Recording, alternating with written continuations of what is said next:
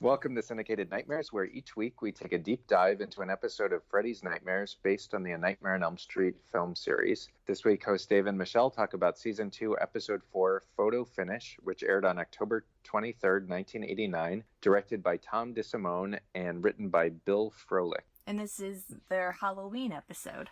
Yes. And when I started watching, I had no idea it was a Freddy episode, so I was surprised when he popped in. For this season, I kind of read through the synopsis for almost all the episodes, and Season 2 is very Freddy-centric, so there's a lot of times when he pops up in the episodes, which I think maybe that was the biggest complaint from Season 1, that there wasn't enough Freddy in it. Yeah, so the plot summary is a photographer, played by Patty McCormick, who's anxious to get her career back on track, gets some unexpected help on her latest photo shoots from Freddy, who's terrorizing her models. Meanwhile, 3 FBI agents come to Springwood to investigate a family homicide, but Freddy has some surprises in store for them. So this episode basically starts off with, there's these models with skin-tight black clothes on, and there's a black mask, and you can only see their eyes and nose. And they're doing this interpretive dance, but it's a photo shoot. And the photographer is really into it, and it's all artsy and dramatic. And one of the models is do we have to say cheese? And then it cuts to what the photographer is really shooting, and she's doing a family portrait. And it's kind of like a Sears portrait photo session, but it's in her own studio. So that's what she has been reduced to as a photographer, just taking family photos for people. Yes. I thought that was a great scene because they do a great job of making it just feel like complete hell working with that family. So I am very interested in photography, and I do photography on the side.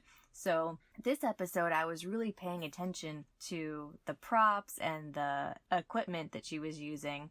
I shoot with a digital camera because that's so common now. But back when this was shot in 89, they were of course still using film cameras. So it was neat to see her have to use film and be in the dark room to develop her photos. So did it seem accurate, or were there things she was doing where you were like, that's not what a real photographer would do? There was some terminology that she used that I wasn't familiar with, so I don't know if it's just because that terminology is beyond my scope of what I know, or they were just making up photography terms. But there were some the flash that she was using, I was like, no, that's not the right flash that she should be using. But just little stuff like that wasn't, it's not a big deal. Okay. Oh, nice. And she's played by Patty McCormick, who I know she has this long resume and she's done tons and tons of things, but I just think of her as the evil little girl from The Bad Seed. If you've seen that. Oh, I never saw it. Oh, it's really good. She looked really familiar, but I couldn't place her in one particular movie, so I just chalked it up to she's probably been in a million things and just has a very recognizable face. Yeah, I looked her up on IMDb. She's got tons and tons of credits. Yeah, she is shooting a family portrait for a mom, dad, and their young daughter. And it turns out she used to be this big-time photographer. It doesn't really say why she stopped being a photographer, but you can tell that she desperately misses it and wants to get back into the business, but for whatever reason can't. And then she gets a call from a woman named Tori.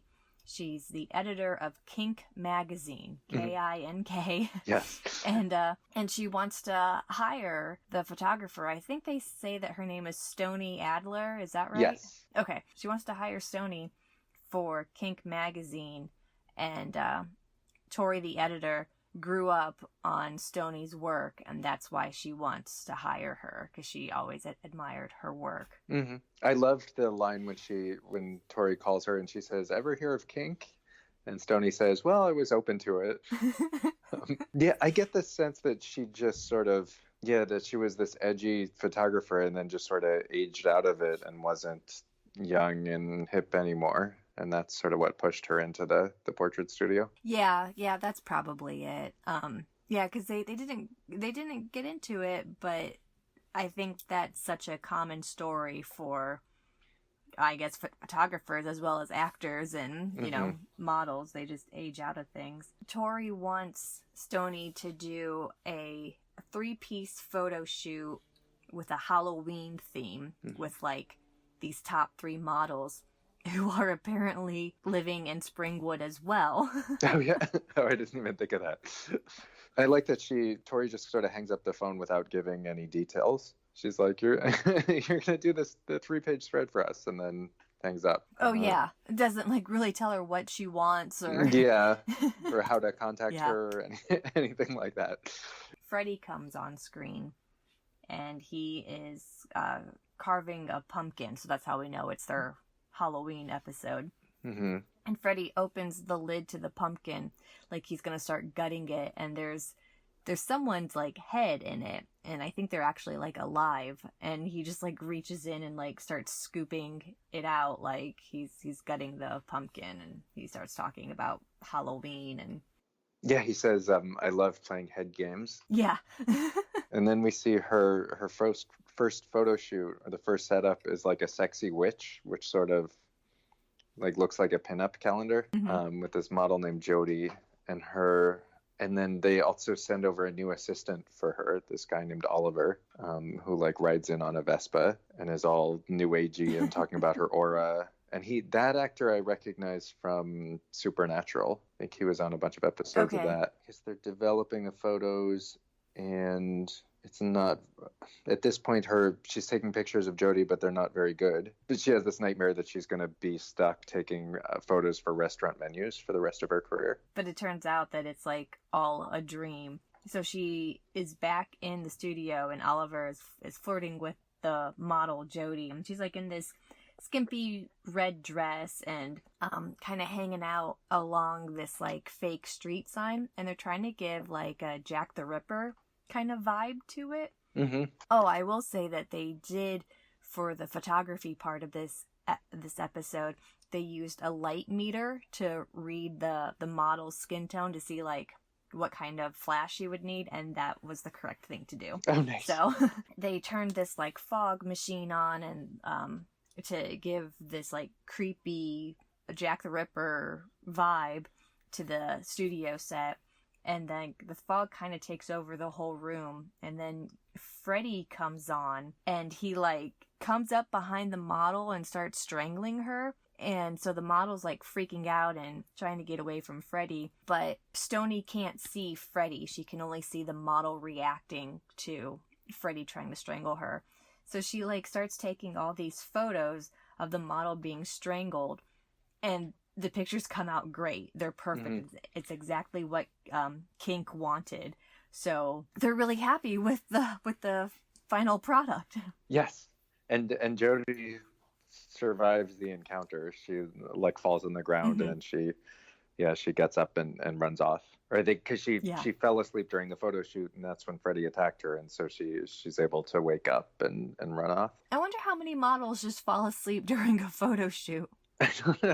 Well, she has some line about how she's, my eyes might be red because I've been up all night, something like that. Oh, okay. But still, seems like it would be difficult. Yeah, that's true.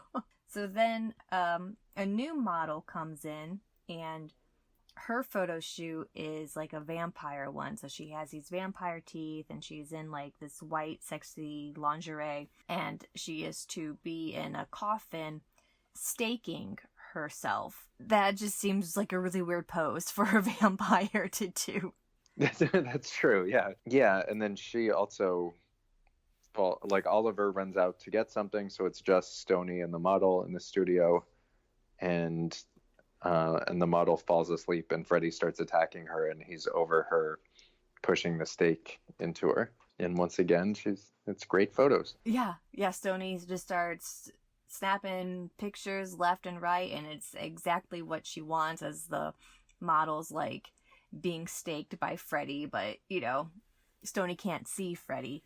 And then Freddy actually ends up killing this model with putting a stake through her heart. Yeah, and then she decides not to tell anyone because the police will think that she did it. So she's just gonna hide the body. Oh, yeah. Yeah, because her prints are all over the stake, and she took photos of the death taking place, and then she sent them off to Kink magazine.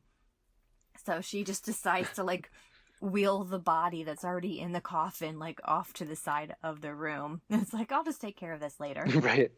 I mean, she does kind of have a point about the police would probably think she did it. Oh, yeah. Yeah. But I don't.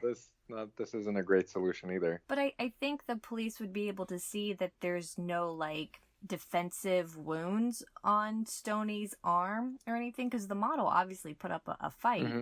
and the coroner would be able to tell that in, like, muscle tissue. But Stoney doesn't have any defensive cuts or wounds on her arms or chest or face, so she could, like, be like, I wasn't even near her.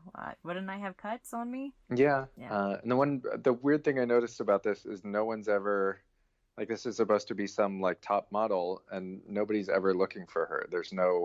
Nobody ever references her being missing. That's a good point. Yeah. And, like, she doesn't have a bodyguard with her. There's no agent with her. Mm-hmm. Nothing. And everybody, like, or not everybody, but lots of people know, where she was. So they'd be, inquiring, like, hey, she never came back from this photo shoot. Yeah, and most of the models, they talk about how they have a photo shoot the next day, or they have to get to another photo shoot. Mm-hmm. And so there's, like, there's no one following up on their whereabouts. Mm-hmm. But anyway, Tori wants more photos, and, Stoney's like, I don't want to do this anymore, but Stoney says, no, we need that third set or the deal's off. It's 3 or nothing. She gets fired from Kink, she will be a portrait photographer for the rest of her life. Mm-hmm.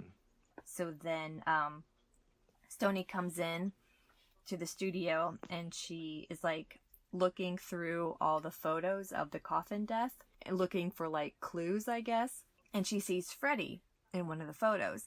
And so then Freddy comes out, and he makes a deal with Stoney and says, I'll help you get the perfect photo. If you just tell your models to fall asleep, then I can get them. And if not, then your photos are going to be trash. And, it's back to Portrait Studio. So basically, both Freddy and Kink are like, you need us, and right. It's Portrait Studios or this. Mm-hmm. So Stoney kind of goes back and forth on whether or not she's going to do it, but then decides to make the deal with Freddy, and then the next model comes on because it's part 3 of the photo shoot. Yes, which I liked the setup. It's like a Cleopatra costume, and there's she wraps the dead model up like a mummy and puts her behind her, so it's this Egyptian theme. Yeah, I really liked the photo shoot setup. It was creative. Yeah.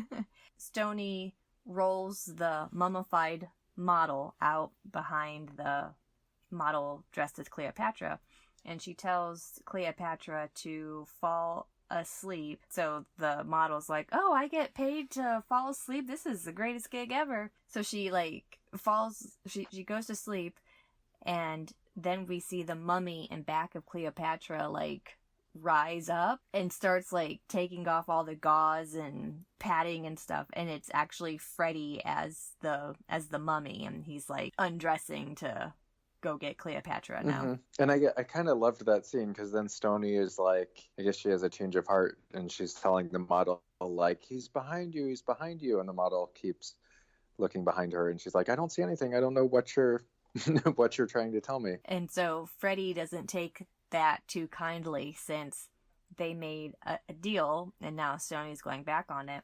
So Freddy pops up behind Stoney. He says some type of one-liner about her eyes or something, and so he pokes out her eyes with his shoe razor. Stoney goes out, and she's, like, bleeding from the eyes and falling down, and the Cleopatra model's, like, screaming and freaking out, and so Freddy starts taking the model's picture yes. with the camera, and then apparently sends it off to Kink magazine, because then Kink magazine calls Stoney and is like, oh, we can't wait for you to see these pictures that you took. They're everything that we wanted. You're an amazing photographer. We just love it, and you are hired.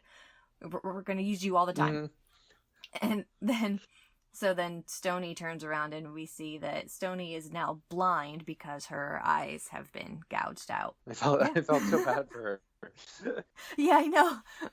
But it was cool, like, because it took the you know, like what happened to Tina and Rod in the original Nightmare on Elm Street, where Tina's getting killed in front of Rod, but Rod can't see Freddy, and sort of put that into a photo shoot atmosphere. I thought that was cool. That's awesome. I didn't pick up on that at all. So then we cut to Freddy in his little boiler room area, and he's reading Kink magazine, probably the article about whatever photograph he took. Yeah, so he can add that to his resume, fashion photographer. Oh, good.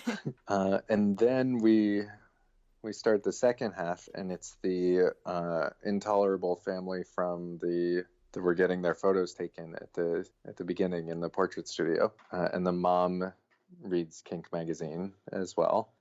and it's Halloween, and someone rings the doorbell, and it's someone, you know, wearing a sheet like a ghost costume who shoots her, and then with a silencer though. Yes. And then immediately goes upstairs, and this was a little disturbing, but, you know, the little girl's in her room, and then he shoots the little girl as well. Yeah, I was surprised they took it that far, because usually, like, they definitely, like, don't kill kids with, you know, just all willy-nilly, like, hey, let's kill this kid, why not? Like, yeah, kids play cops and robbers and, like, pretend to shoot each other and die and stuff, so it probably wasn't that traumatic for the actress, but it was still a little disturbing to watch. And so then there's the Freddy intro, which I don't remember it being like all that great. Like, just Freddy comes on and I think he starts talking about police work or something like that. Yeah, there's some like hanging bodies, and he says, I asked them to hang around. Yeah, something about the feds are coming to Springwood. Yeah, and so that's what happens. The next scene is 3 federal agents come into the house to investigate it, and 2 of the federal agents they've been there for a while and they're set in their old ways, and then the 3rd agent, he's kind of new age, and he likes to do serial killer profiling and walk in the footsteps of the serial killer and kind of reenact the crime scene.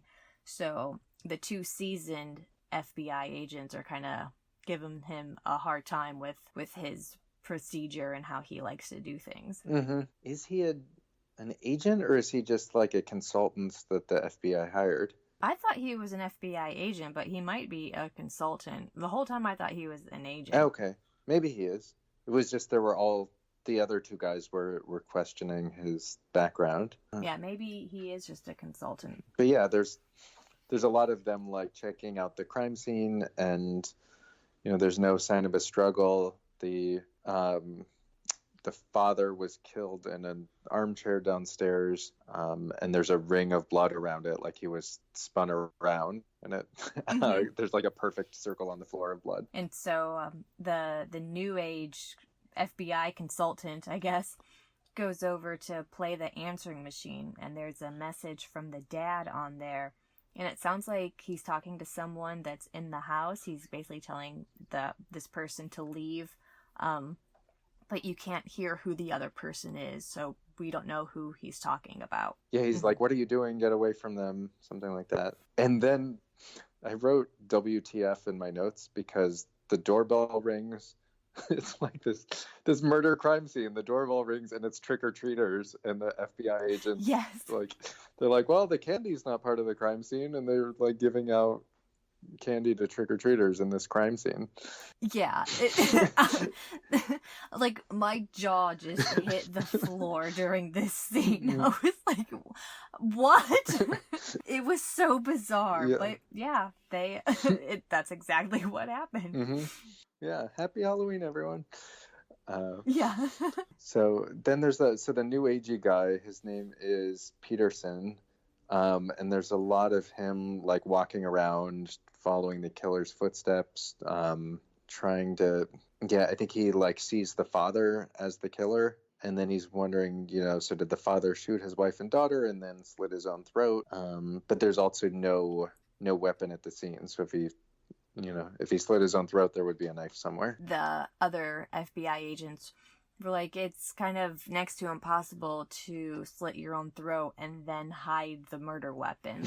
Right. So they think that there's now two killers, the dad who killed the mom and daughter, and then somebody who killed the dad. Mm-hmm. Oh, and I have in my notes he works freelance for the Bureau, so I guess he's not an agent.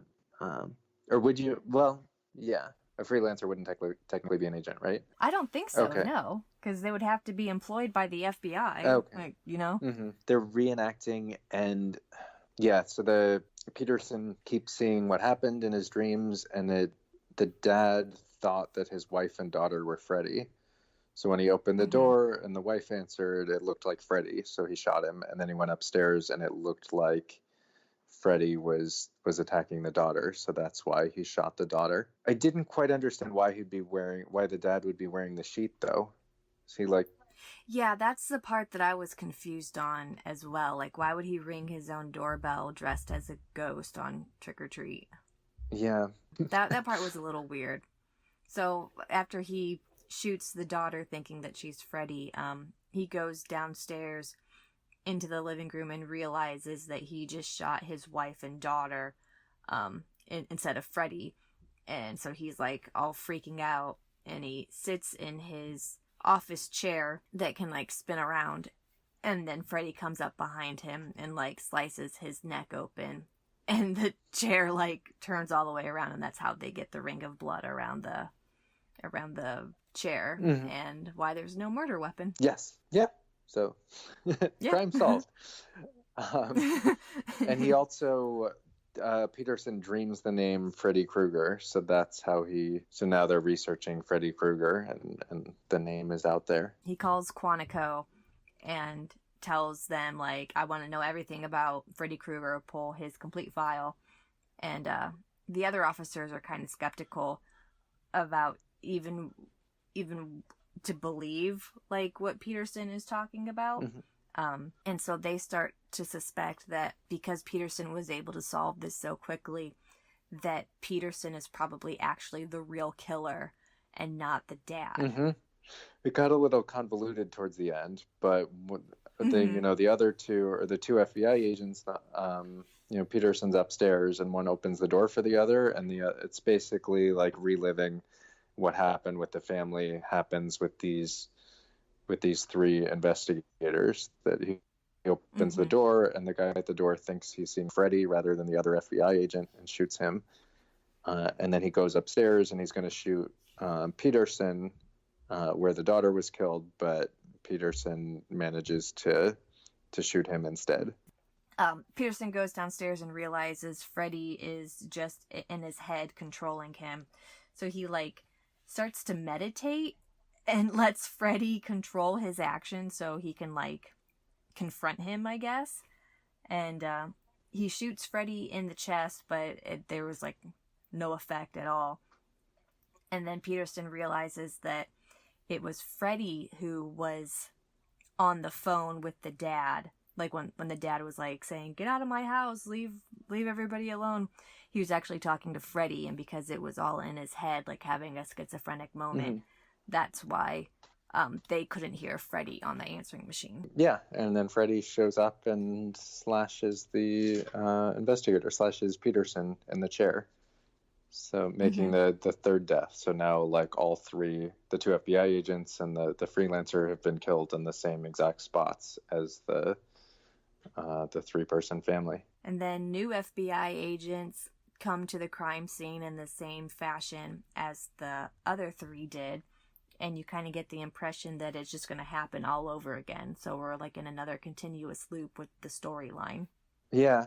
That seems to be a theme this season, or a recurring thing, the people stuck in continuous loops. Yeah, so far, we've watched quite a few of these now, and I think this is the third continuous loop at least. But I like it better than someone's in an accident and then they have all these crazy dreams and then it turns out that they died at the at the accident at the beginning. Oh yeah.